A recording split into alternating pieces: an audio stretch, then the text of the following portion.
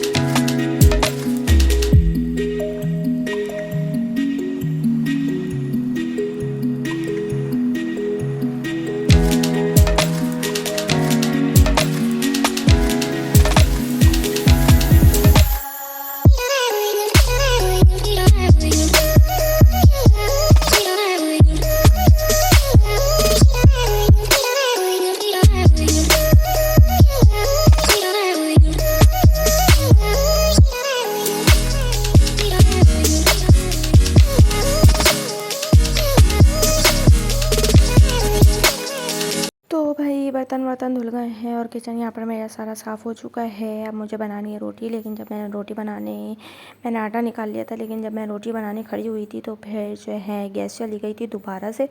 इफ्तार के फ़ौरन बाद गैस दोबारा चली गई थी। तो फिर मैंने जो है आटा वापस रख दिया था। थोड़ी देर बाद फिर मैंने चेक की कि गैस आई कि नहीं, लेकिन अल्लाह का शुक्र है कि आ गई थी, क्योंकि गैस का कुछ पता नहीं होता, कभी भी चली जाती है और कभी भी आ भी जाती है। तो फटाफट से फिर मैंने रोटियां बना ली थी, और 2 एक्स्ट्रा रोटियां मैंने इसलिए बना ली थी कि अगर सहरी में गैस नहीं हुई तो फिर 2 पराठे हम बाहर से मंगवा लेंगे, क्योंकि मैं और ये बाहर का पराठा खा लेते लेकिन मम्मा पापा नहीं खा पाते। तो इसलिए फिर मैंने 2 एक्स्ट्रा रोटियां बना के रख दी थी। लेकिन अगर गैस आ रही हुई तो फिर मम्मा पापा घर का पराठा खा लेते हैं, तो और हम रोटी खा लेते हैं। तो इसलिए रोटियां तो काम आई जानी थी। तो बस यहाँ पर अब मैं रोटियां बना रही हूँ, और उसके बाद जो है सारा काम मेरा हो जाएगा और फिर हम उठेंगे सहरी में। तो ये था मेरा आज का व्लॉग।